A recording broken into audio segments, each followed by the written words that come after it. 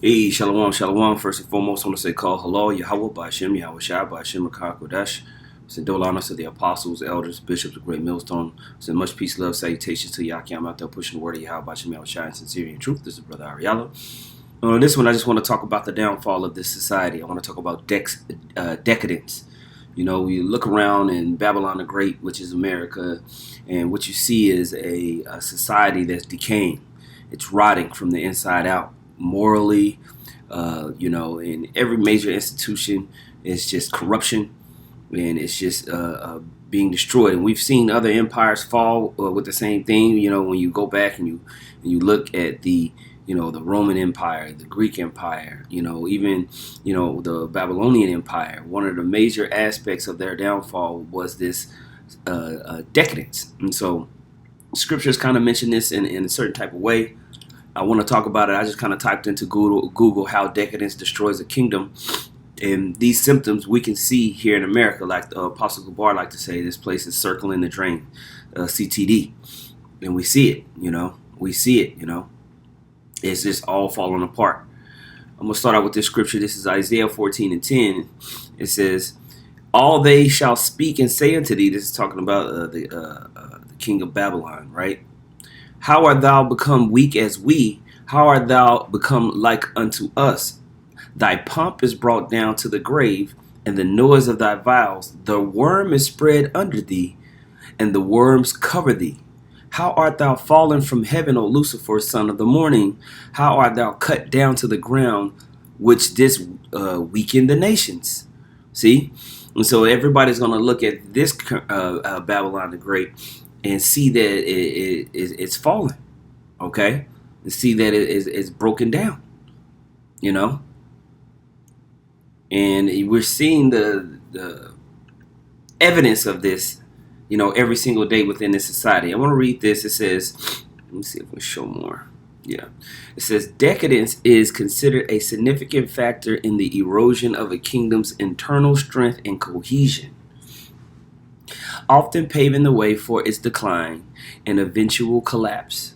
It typically operates not as a single cause, but as part of a complex interplay of political, economic, and social factors that weaken the state over time. And the Most High uses these different factors, politically, economically, and socially, to take down a place. That's why the scriptures talk about how there's going to be, tumults among the people, how there was going to be lack of bread, famine, how there's going to be,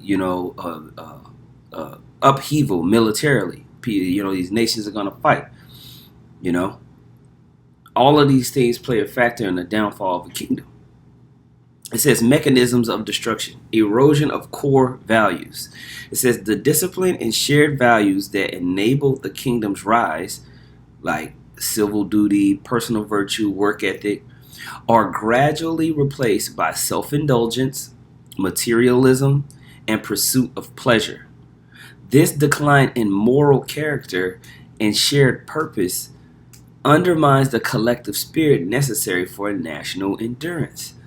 A dog-eat-dog mentality. It talks about in the book of Wisdom of Solomon, the second chapter. We might pull that just how these wicked people think. In Matthew 24:37, it says, but as in the days of Noah were, so shall also the coming of the Son of Man be.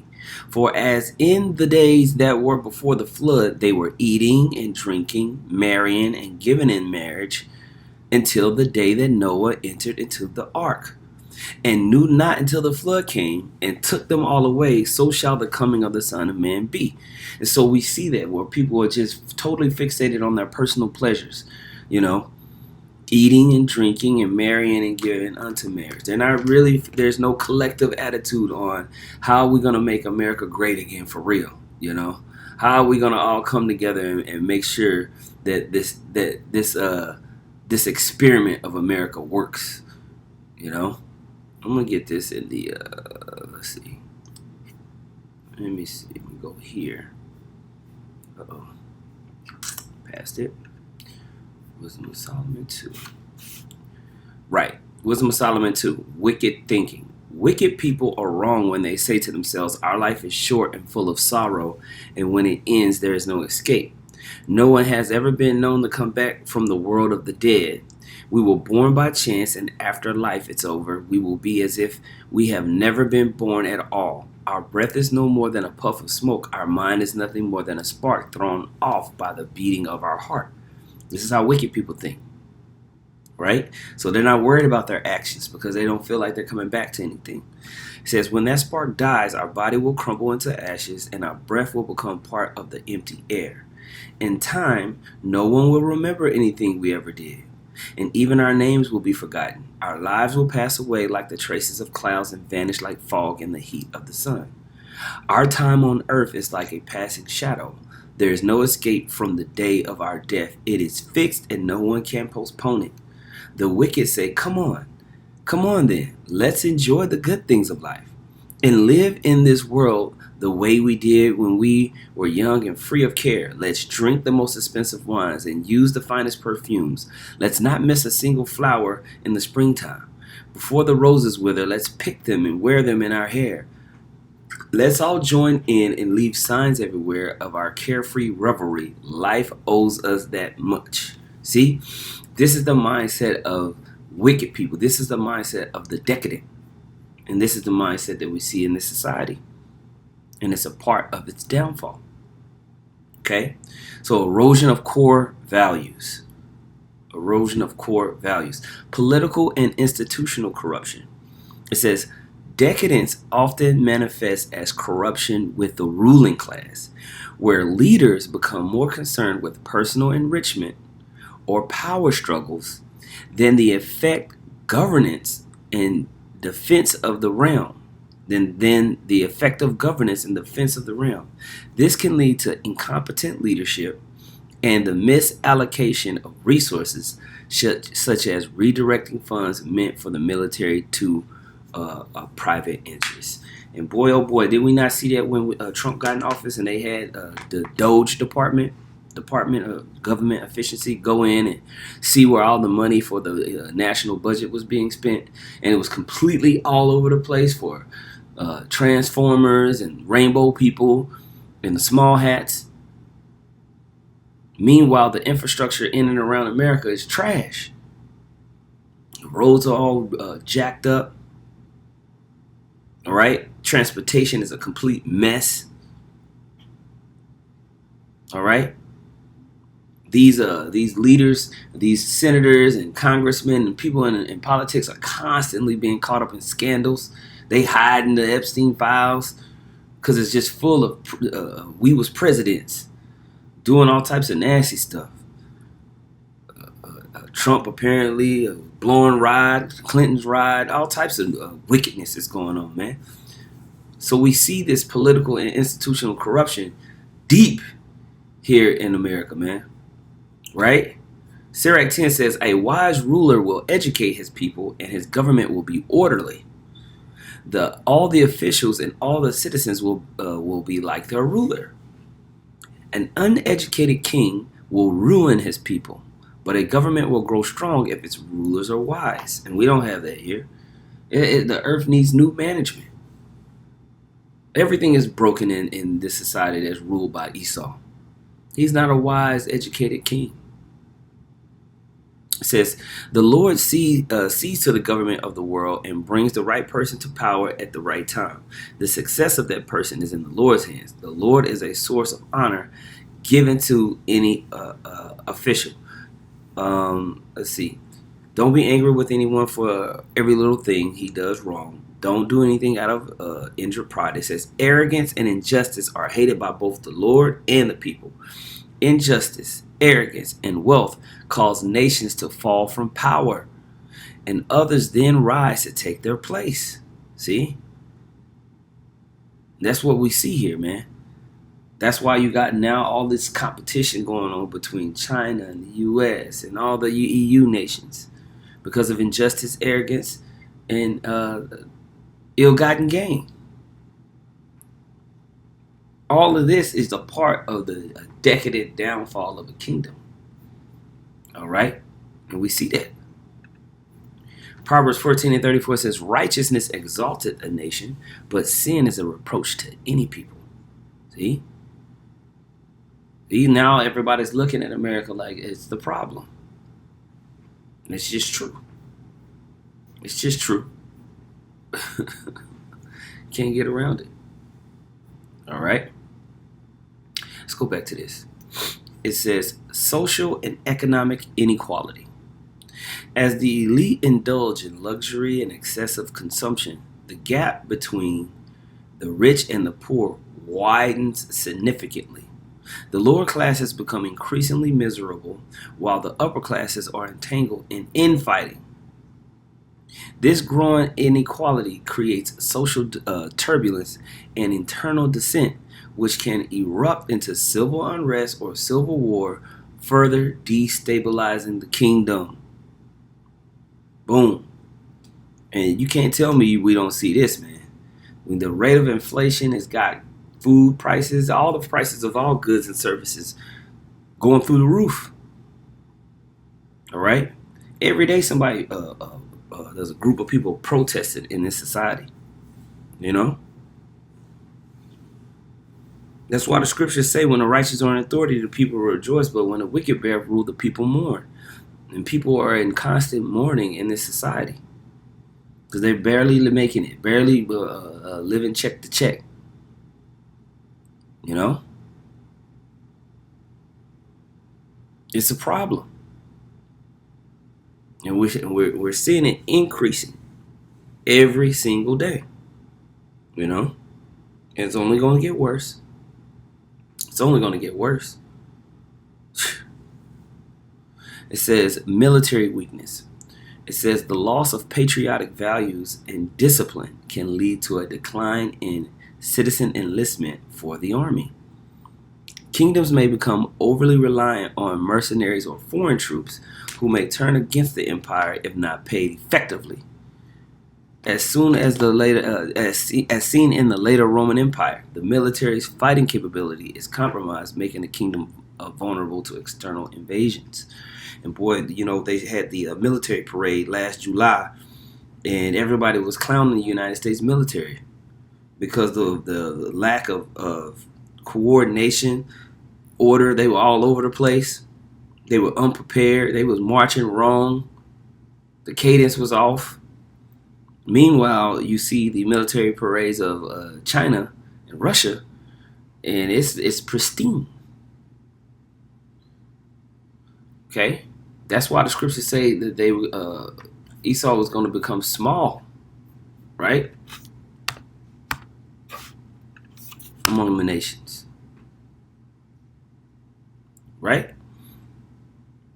Obadiah 1:1 it says, "Thus saith the Lord power concerning Edom, we have heard a rumor from the Lord, and an ambassador is sent among the heathen. Arise ye, and let us rise up against her in battle. Behold, I have made thee small among the heathen. Thou art greatly despised. The pride of thine heart hath deceived thee, thou that dwellest in the clefts of the rock, whose habitation is high.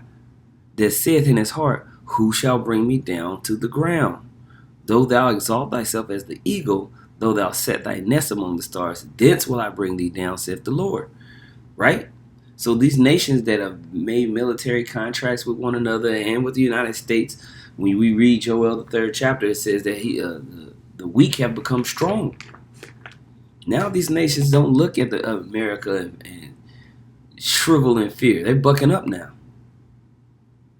You know? Perpetual war. And it's going to culminate to Armageddon. We're going to see it. This is Jeremiah 50:23. It says, "How is the hammer of the whole earth cut asunder and broken? How has Babylon become a desolation among the nations? I have laid a snare for thee, and thou art also taken. O Babylon, thou was not aware, thou art found also and also caught, because thou hast striven against the Lord. The Lord hath opened his armory, and hath brought forth the weapons of his indignation. For this is the work of the Lord of hosts in the land of the Chaldeans," man. All right. So this imagery, which we know Babylon, ancient Babylon, was not destroyed by fire, But Babylon the Great is determined to be destroyed by fire, and it's going to be thermonuclear fire. This is why the stronghold that America had over like the EU and everything like that, that's diminished. Now you got these other European United Nations talking crap, right? That's all a part of decadence, right? All right, it says stagnation and lack of resilience. It says an affluent society focused on trivial pursuits, often described as bread and circuses, right? So, NFL, NBA, boxing, carnival events, holidays, just revelry all the time, keeping you distracted with bread and circuses, right? We got Christmas coming up, bread and circuses. It says, described as bread and circuses, it says may become intellectually and technologically stagnant. This lack of innovation and an inability to adapt to new challenges such as climate change, disease, or external threats makes a society less resilient to major crises. So if we had a blackout that took out, 70% of the East Coast, what do you think it would happen with people, man? They will lose it. They'd be killing each other, robbing each other. Look what happened when the CVID had came out. Shut everything down, man. Everything? Yes, everything. Right? This place is not prepared for major crises. The people are not cohesive enough. Everybody's just their own individual in this place. There's no idea of like everybody being together and making America work. It's because it's a self-centered, decadent society. Point blank, period. Point blank, period.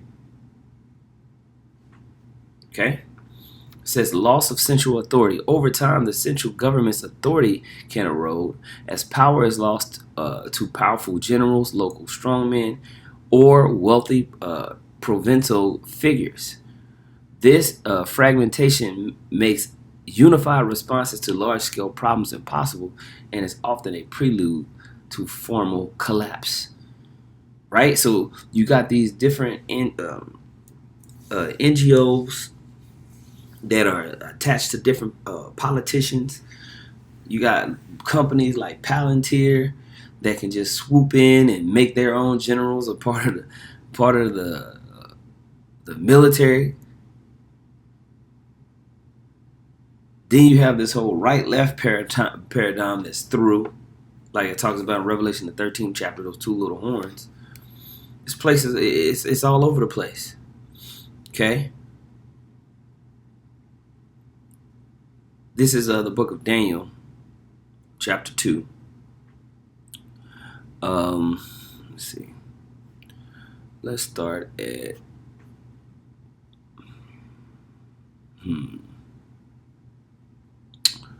Start at 40 is fine. It says, and the fourth kingdom shall be strong as iron, for as much as iron breaketh in pieces and subdueth all things, and as iron that breaketh all these, shall it break in pieces and bruise, right? Talking about the power of that nation, its military might, right? And whereas thou sawest the feet and toes, part of potter's clay and part of iron, the kingdom shall be divided. But there shall be in it of the strength of the iron, for as much as thou sawest the iron mixed with miry clay. Right? So getting down to the toes of this beast, the extension through Rome. All right? America, Esau's dominion. Okay? It says, and as the toes of the feet were part of iron, part of clay, so the kingdom shall be partly strong and partly broken.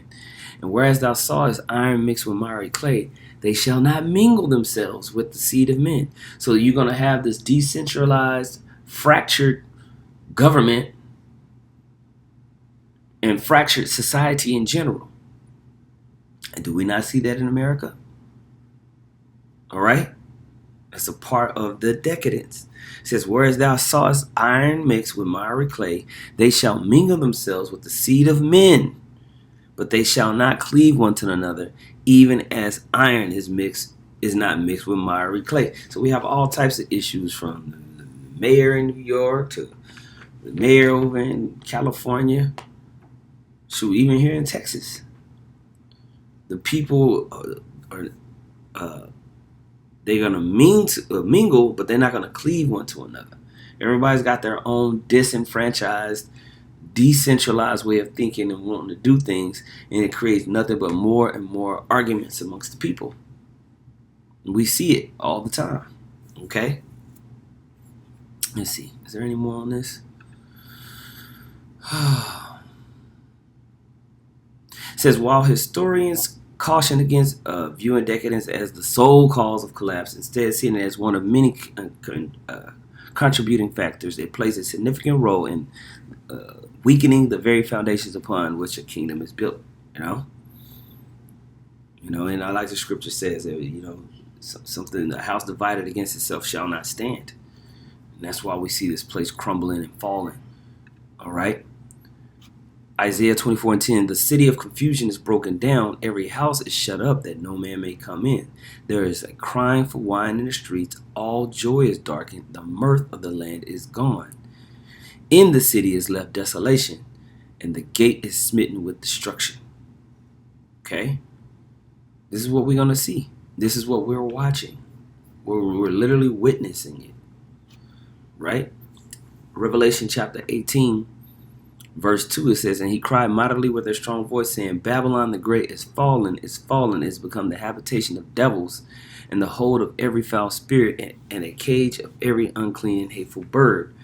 All nations have drunk the wine of the wrath of her fornication. The kings of the earth have committed fornication with her, and her merchants of the earth are waxed rich through her abundance of her delicacies. Right?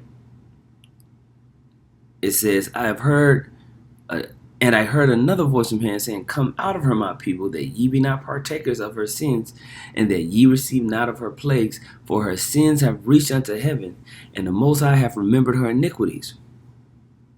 Okay? Reward her even as she rewarded you, and double unto her, double according to her works. In the cup which she hath filled, fill her double. So there's a mighty judgment coming on Babylon the Great. How much she hath glorified herself and lived deliciously. So much torment and sorrow give her, for she saith in her heart, I sit a queen, and I am no widow, and shall see no sorrow. Therefore shall her plagues come in one day, death, and mourning, and famine, and she shall be utterly burned with fire, for strong is the Lord power who judgeth her. Yeah. Because she glorified herself and lived deliciously.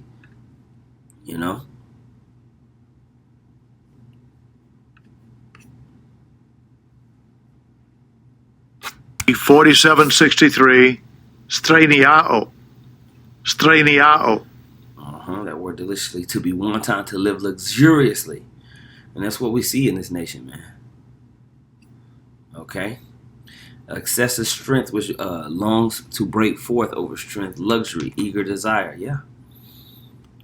So for that eager desire, for that decadent lifestyle, this place is going to be judged and burned, man. Yeah, I just wanted to touch in on that, man. Lord willing, that was edifying. I wanted to touch in on that word, decadence. I know I bring it up a lot, but I just want to go back in on it again. So with that being said, I'm going to say, call hello, Yahweh, Ba'ashem, Yahweh Shai, Ba'ashem, Kodash. Send double honors to the apostles, elders, and bishops of Great Millstone. Much peace, love, salutations to Yakim out there, pushing the word of Yahweh, Ba'ashem, Yahweh Shai, in sincerity and truth. Shalom.